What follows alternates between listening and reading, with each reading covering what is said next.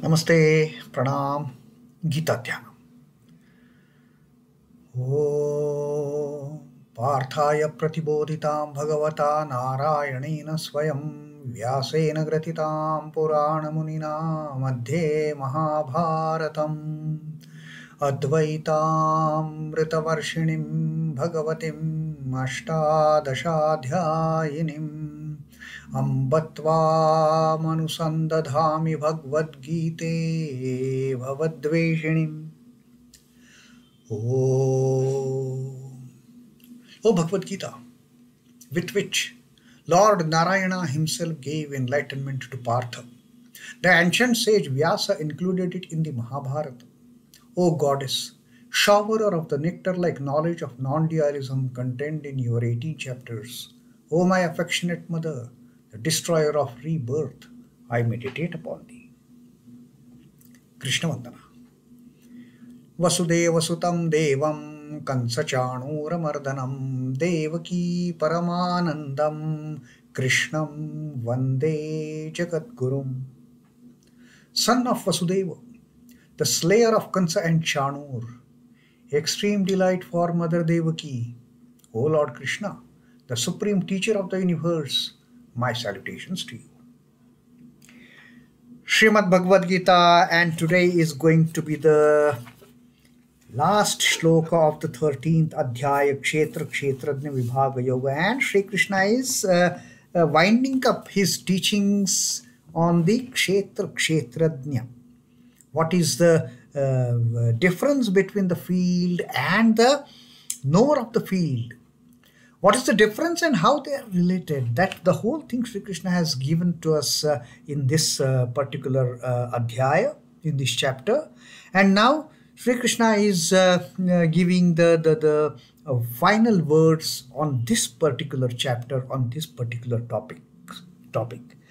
The last verse, shlok that we read, Sri Krishna gave us an example of how one sun illumines the whole universe, our universe for that matter, illumines or provides light for this entire solar system. In the same way, it is one Paramatman, one Kshetri, which enlightens, which illumines this entire creation.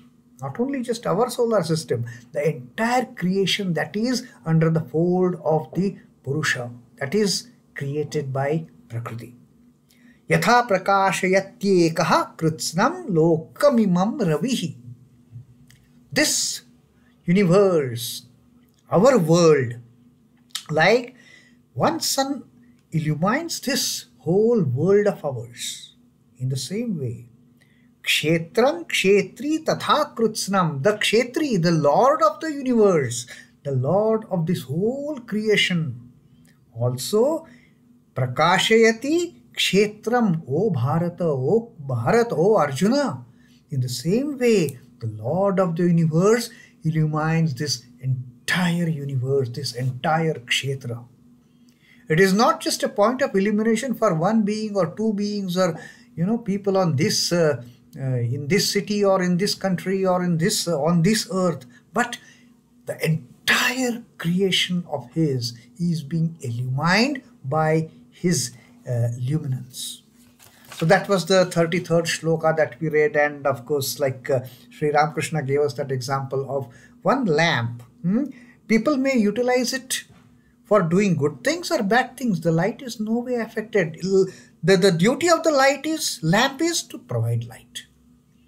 Duty of the Brahman is to provide illumination, to provide love, to provide care. Everything Brahman does. How we use it is up to our karma. Now, Sri Krishna is winding up this Kshetrajnya Vibhag Yoga with this final teaching on this subject. Sri Krishna says, Kshetrakshetrajñayorevam antaram jñānacakshushā bhūtaprakrutimoksham cha ye viduryānti te param. Kshetrakshetrajñah evam antaram. This difference between the Kshetra and the Kshetrajna. Sri Krishna is telling us this difference between the Kshetra, between the creation and the creator, between the creation and the Lord of creation. This creation and the knower of this creation, from whom this creation has come into existence. Whosoever understands this difference. I have explained to you in great details in all these 33 verses of this chapter. I have been explaining to you a whole lot of things about the field and the knower of the field. Now, whosoever with jñānacakshushā, with the eyes of knowledge, with the eyes of understanding of whatever I have told so far, one who really understands, one who really assimilates with the help of the eye of knowledge, this difference between the Kshetra and Kshetrajna, that the Kshetrajna is no way affected, that the Kshetrajna is anadi, the Kshetra is nirguna, the Kshetradnya is avyaya, the Kshetri is anadi, nirguna, avyaya, and no way affected by any of the things that are happening in this Kshetra. Whosoever understands this, Kshetrajnya is the permanence. Kshetra is all impermanent. It is like a dream. It is so very impermanent. It is so very fragile, this universe. The moment Kshetrajna decides to wind it up, that's it. Wind up the show, Kshetrajna says, and it is over. So Sri Krishna says, one who understands this difference between the Kshetrajna and the Kshetra with the eye of knowledge. Bhūtaprakrutimoksham cha ye viduryānti te param. Bhūtaprakrutimoksham, liberation from the materialistic Prakriti. Liberation from this cycle of birth and death. Liberation from this ephemeral Prakriti. Bhūtaprakrutimoksham cha ye viduryānti te param. One who knows this, they go beyond. Yeah, they go to the Supreme. Param yanti. Yanti is they go. Those knowers, viduhu, those knowers who have realized this fact of what is Kshetra, what is Kshetrajna, those knowers who have assimilated this teaching of Sri Krishna, that the creation is all impermanent, the good and bad, everything, these things are happening in creation, but the ultimate Kshetrajna, the ultimate owner of this creation, the Lord of this creation, the master of this creation, remains unaffected. One who has understood this with the eye of knowledge, jñānacakshushā, not with the blind knowledge, jñānacakshushā, that is the real illumination, that is the real understanding. Simply mugging something just prior to exam doesn't give a permanent knowledge to any students. Mucking up, just ratta maro, that is we call it in Hindi. That is not jñānacakshushā. With fully opened intellect, fully opened eyes, when one realizes, that is jñānacakshushā. And when one knows this, viduhu, when one knows this difference between the ephemeral nature of the Prakriti, one gets liberation from this the Prakriti, which is a composition of the Panchamahabhutas. He gets moksha from the Bhutaprakriti, from the material Prakriti, material creation which has come into being through the influence of Maya created by Prakriti. So that is the 34th shlok that Sri Krishna has finally, concluded this chapter of Kshetra Yoga. They who perceive with the eye of wisdom this distinction, this differentiation between the Kshetra and the Kshetrajna, between the field and the knower of the field, and the deliverance of beings from the Prakriti, they go to the Supreme. Such realized souls, such knowers, such seers, they go to the Supreme. Param yanti. They paramayanti. They become one with the Lord. They don't have to come back again into this cycle of birth and death. Now, the doctor has to understand first the nature of disease and the peculiarities of the patient before he could effect a radical cure. If we are suffering from something and we go to a doctor should, if he's a doctor abiding by that Hippocratic oath, not doctors we come across just to make money. A real doctor, real good doctor, what he will do, he will first try to understand the nature of the disease, he or she, and the peculiarities of the patient before he could effect a radical cure. He must understand what is the ailment, what is this happening, the correct diagnosis. If either the ailment of the ailing person be not properly known, the treatment becomes ineffective to that extent.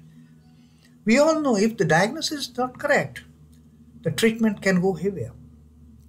More earnest and more accurate ought to be the study of Kshetra and Kshetrajna by the spiritual aspirant in the same way. We are all suffering from the ailment. We are all suffering from the disease of this worldliness, and we are walking the path of enlightenment.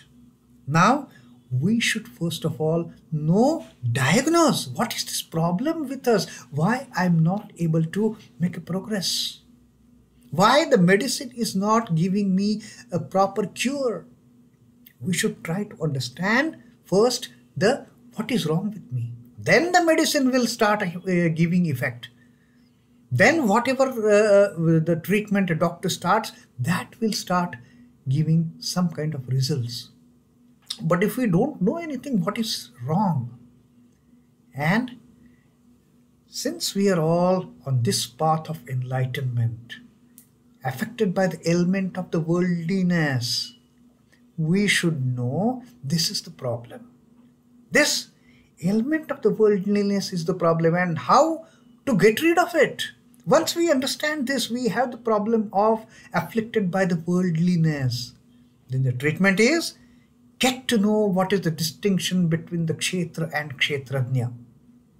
That is the treatment. And that treatment of having a perfect understanding with the eye of wisdom. What is the difference between our impermanent nature and the ultimate reality that we belong to? The moment we understand this difference, the medicine starts taking an effect and we get cured of that ailment. The distinction between the Kshetra and Kshetrajna has to be clearly understood. Above all, the development of the intuitive faculty by means of a coordinated and devotionally tuned spiritual life is most imperative. Whichever path we are walking, whether we have taken Dhyana Yoga, Karma Yoga, Jnana Yoga, Raja Yoga, Bhakti Yoga, whichever path we have taken, we should be fully devoted to that path. So whichever path, we should bring in that element of devotion. If I am walking a path of jnana, let me be devoted to that path of jnana. Let me have full faith on the path that I have chosen. I will reach the goal. And I will reach the goal that all other followers of other paths are also going to reach. The divine eye alone opens up the vista to truth. It is only the divine eye. It is only the real wisdom which opens up this keen understanding, which opens up the pathway to the ultimate truth. Mere book learning leads the aspirant nowhere. Simply reading the books, watching the videos on YouTube, how to get liberation. No, it doesn't. It may give you some food for thought, no doubt about it. Reading books, watching the videos, listening to audio lectures, all these, they may give you some kind of, like we are reading Bhagavad Gita. But the real effort has to be made by us. The real effort has to be made by the individual aspirant. And then that eye of knowledge will open, that eye of wisdom will open, and will bring us face to face with this reality that this creation is impermanent, the Kshetra is impermanent, only thing permanent, only thing anadi, only thing nirguna, only thing avyaya is the Parabrahman, the Paramatman. The intuitive knowledge makes him consonant with the reality. The dream and delusion of earth-bound life is then transcended. And once we get this, once this eye of knowledge opens, then the dream and delusion, then it becomes very clear to us. What is dream, what is delusion, and what is the ultimate reality? Once that veil of ignorance, the veil of Maya gets shattered, gets removed, the eye of wisdom, the eye of knowledge opens, and we come face to face with the reality. And then we get this realization, oh my God, whatever I was thinking so up till now as the real thing is all dream, it is all delusion, it is all illusion created by that Mahamaya. The Brahman is eternal verity, is realized in Samadhi. That Brahman, then once an aspirant gets this understanding, then is the moment of Samadhi. And then is the realization of Brahman. And then no talk. Then it is all total silence. It is all absolute bliss. The Prakriti appears and disappears on the substratum of Purusha, and then this realization dawns. It is all this creation is nothing but just a mere happening in the realm of Purusha. Purusha is absolutely one and unique. The goal of the Jivatman is not to get entangled to Prakriti, but to make use of it with an attitude of detachment. Prakriti is providing us so many inputs, in fact, so many tools Prakriti is providing. Prakriti has given us this wonderful human body. Prakriti has given us this wonderful human brain, the mind, the intellect. And are we making use of it for the real understanding? We are just making use of the tools given to us by Prakriti. Prakriti has given us all these, five senses and the five sense organs. Prakriti has given us these internal faculties of mind, the intellect. But are we making use of these tools that Prakriti has given us to move forward on this journey? Agajai, like Sri Ramakrishna used to tell his disciples, go forward, move forward.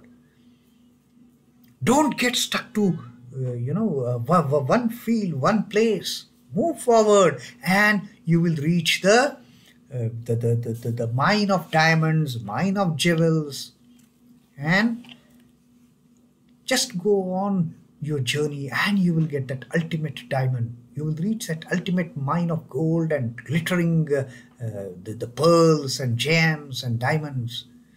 Don't remain in this lower space. Go forward, go forward, go forward. So that is what Sri Krishna is telling us, that know this difference between Kshetra and Kshetrajna. One who knows this, for that person, for that aspirant, it is all moksha from this Prakriti, from the bhūtaprakrutimoksham. So that was Sri Krishna's The last teaching for this chapter of the Kshetrajnya Yoga.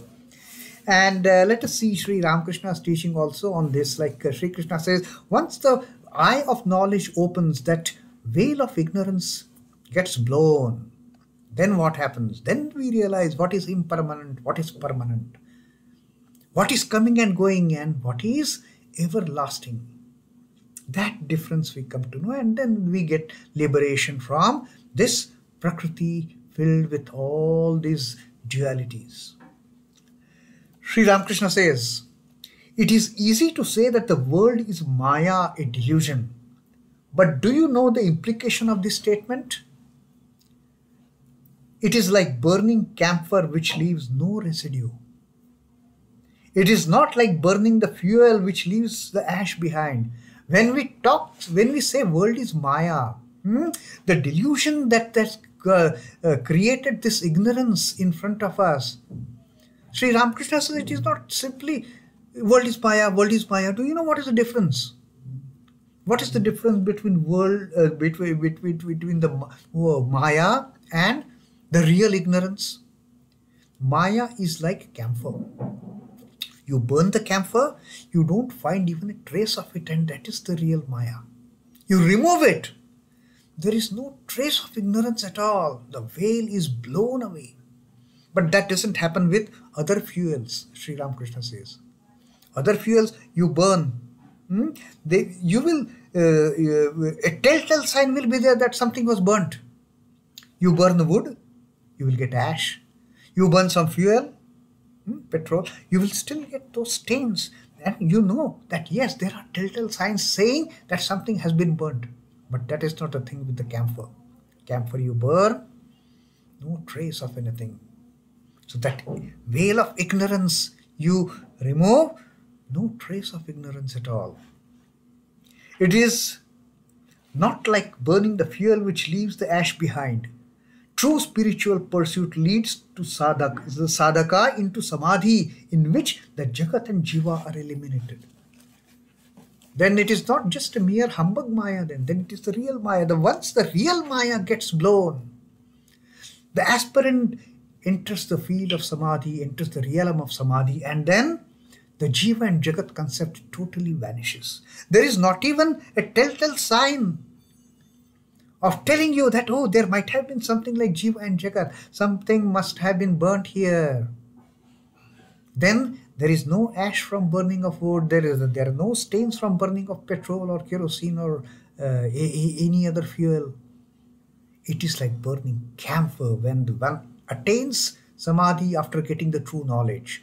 There is no trace of jiva and jagat that is left behind them.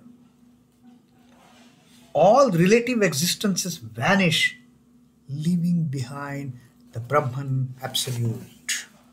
All the things, all ephemeral things, all the impermanent things, they just vanish like camphor being burnt. No trace of jiva, no trace of jagat, no trace of prakriti, no trace of maya, nothing remains. Only thing remains is Brahman, the absolute. And that's what Sri Krishna has told us in this shloka also, that open that knowledge of that eye of knowledge. Open that eye of knowledge and understand what is the real difference between the ephemeral world and the ultimate Purusha. What is the difference between this coming and going Kshetra, which is under the realm of the causation, which comes into existence, which survives for some time, and then which gets dissolved, which gets destroyed, which gets eliminated. So go beyond, understand this difference, what is impermanent, what is permanent, and then get away from this materialistic creation. Materialistic in a sense, the creation which has been created by the Panchamahabhutas. Everything in this creation is nothing but a combination of Panchamahabhutas. And then once these things start coming into existence with the permutation and combination of Panchamahabhutas, those three tricksters, who are the three tricksters? The Sattva, Rajas, Tamas. They start playing their game, and then all the magic starts.